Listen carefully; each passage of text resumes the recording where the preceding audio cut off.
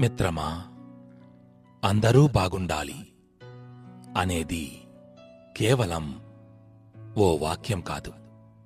అది ఒక దివ్య మంత్రం. అన్ని ఇతర మంత్రాల కంటే అదే గొప్పగా పనిచేస్తుంది. ప్రయోగించి చూసిన వారికి దాని యొక్క ఫలితాలు పూర్తిగా తెలుస్తాయి. అందరూ బాగుండాలని అనుకోవలసిన అగత్యం ఏమిటి అంటూ ఎదురు ప్రశ్న వేసేవారు కూడా ఖచ్చితంగా ఉన్నారు. ఇతరుల బాగు కోరితే ఏం వస్తుంది అన్నది వారు వేసే మరో రెండో ప్రశ్న. అందరూ బాగుండాలని అనుకోవడం వెనుక రహస్యం ఉంది. సర్వే జనా సుఖినో భవంతు అనేది పెద్దల మాట. ఇతరులు బాగుండాలని కోరుకునేవారు తాము బాగుంటారు. ప్రతిరోజు తనకు సంబంధం లేని మనిషి యొక్క క్షేమం కోరి హృదయపూర్వకంగా ప్రార్థన చేసే వ్యక్తికి అదే ఆరోగ్యం, ఆనందం. ఈ ఆరోగ్యం, ఆనందం కోసం మనిషి ఎక్కడికి వెళ్ళనక్కరలేదు. అలా అందరూ బాగుండాలి అని ప్రార్థన చేస్తున్నప్పుడే మనిషి శరీరంలో మార్పులు కలుగుతాయి. మనసులో చక్కని భావ ప్రకటనలు ఏర్పడి ధ్యానంగా మారి రోగాల్ని దూరం చేస్తాయి. లోకం యొక్క క్షేమాన్ని కోరుకునే వారి బాగును భగవంతుడే చూస్తుంటాడు. నలుగురు ఇండ్లు కట్టుకోవడానికి సహాయపడిన వ్యక్తిని చెట్టు కింద ఎవరు ఉండనిస్తారు? ఆ మిత్రమా, నిజాయితీగా నిస్వార్థంగా ఉండేవారు, నలుగురి క్షేమము కోరేవారే ఈ సమస్త లోకానికి కావాలి. వారందరి ఉమ్మడి రూపమే దివ్య శక్తి. ఆ దివ్య శక్తిని నీకు నచ్చిన ఏ దేవుని పేరుతోనైనా పిలుచుకోవచ్చు. మిత్రమా, వాస్తవానికి ఏ ఇంద్రియం ఒక కర్మ చేస్తుందో ఆ ఇంద్రియమే కర్మకి కారణమవుతుంది. మనం ఏ ఇంద్రియాన్ని సద్వినియోగం చేసినా దుర్వినియోగం చేసినా కర్మ ఫలాలు ఆ ఇంద్రియమే పొందుతుంది. కొందరికి వ్యంగ్యాలు, నిందలు, హేళన, తిరస్కారంగా మాట్లాడటం అలవాటు.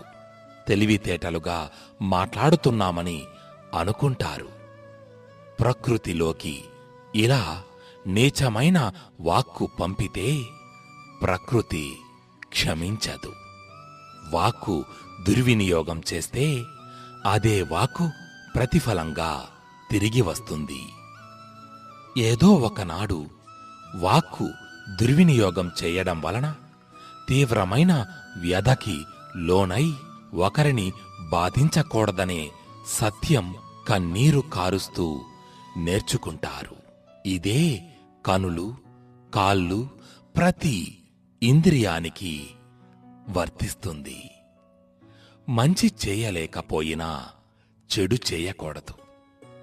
ఆస్తులు లేకపోయినా అప్పులు ఉండకూడదు కదా. ఆ మిత్రమా, ప్రతి ఆలోచన ఒక కర్మ, ప్రతి మాట ఒక కర్మే. చేతులు కాళ్ళతో చేసేవి మాత్రమే కర్మలు కావు. మనస్సుతో చేసే కర్మలకి ఎక్కువ ఫలాలు ఉంటాయి.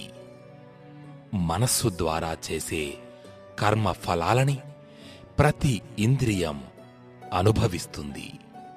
వ్యాధుల వల్ల వచ్చే నొప్పులని మనస్సు వేదనగా మార్చి అందిస్తుంది. నొప్పుల వలన పడే బాధ కన్నా ఆ నొప్పి ఉందే అనే మానసిక వేదన మానవుడు అనుభవించి తీరుతాడు. ఇది ప్రారబ్ధ కర్మలో లేదు. మనం ఆ అనవసరమైన కర్మ అనుభవించనక్కరలేదు. ఇది కొత్త కర్మ అవుతుంది. మన జీవితంలో మనకి బాధ కలిగించే ప్రతి కర్మఫలాన్ని ఎలా ఎదుర్కోవాలా అని ఆలోచిస్తూ ఉంటాం. పొద్దున్న లేచినప్పటి నుండి శరీరం అనుభవించే బాధల వలన పనులు సకాలంలో జరగకపోతే మనకు చిరాకు కలిగి దానికి కారణం అని అనుకుంటున్న వాళ్ళని నిందిస్తుంటాం కదా.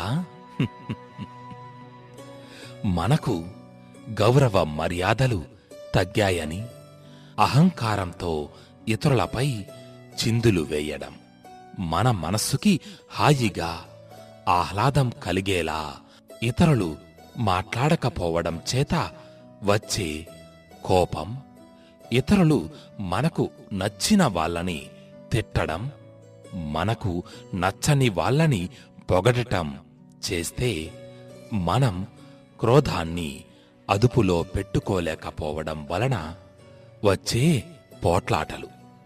ఇవన్నీ మనం వర్తమాన కాలంలో చేస్తున్న అనవసరమైన కొత్త కర్మలు.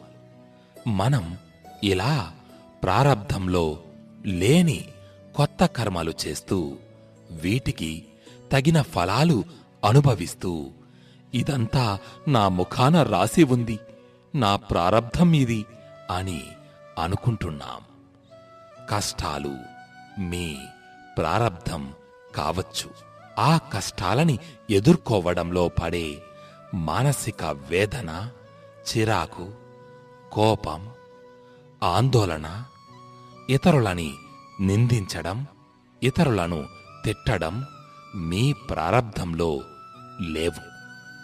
ఈ సమయంలో మనం మనస్సుని, మాటని అదుపులో పెట్టుకోలేకపోవడం వలన దేనికి తగిన దుష్కర్మ ఫలం వెంటనో తరువాతో తప్పక అనుభవిస్తాము.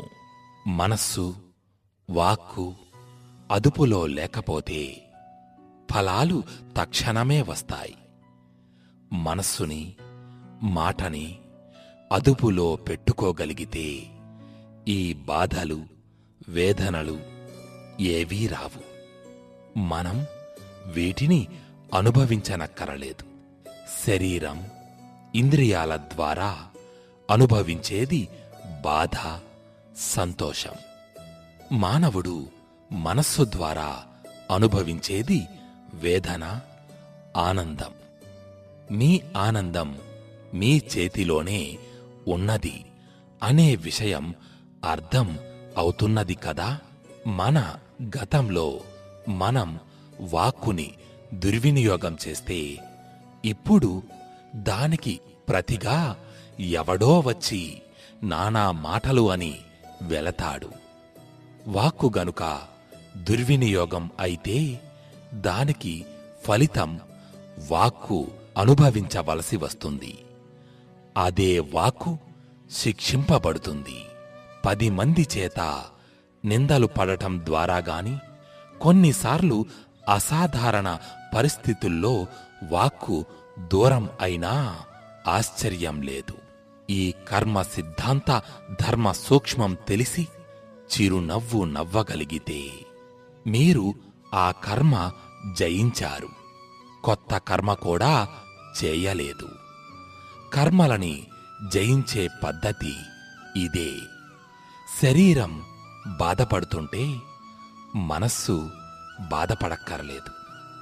అయ్యో, శరీరం బాధపడుతోందే అని మీ మనస్సు కూడా వేదన చెందితే మీరు లేని కష్టం అనుభవిస్తున్నారు అని అర్థం. అలాగే మన మనస్సు వేదన పొందితే దానిని అదుపులో పెట్టుకోలేకపోతే వెంటనే శరీరం తీవ్రంగా ప్రభావితం అవుతుంది.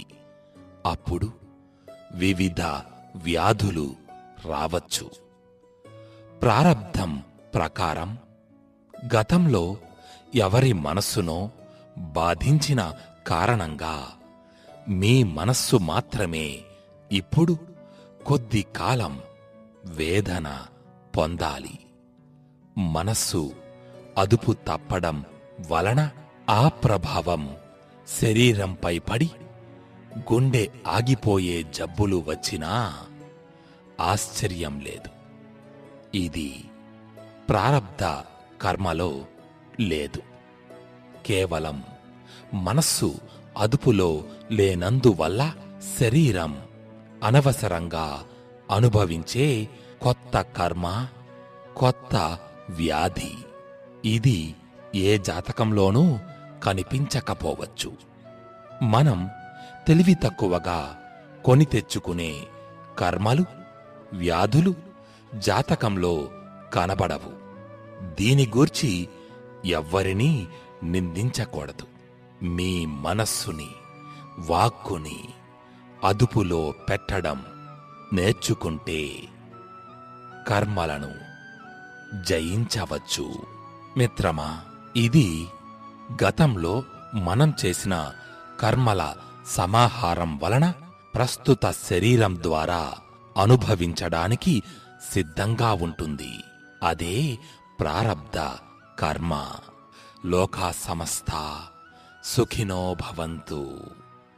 అందరూ బాగుండాలి, అందులో మనమూ ఉండాలి. అంతే కదా?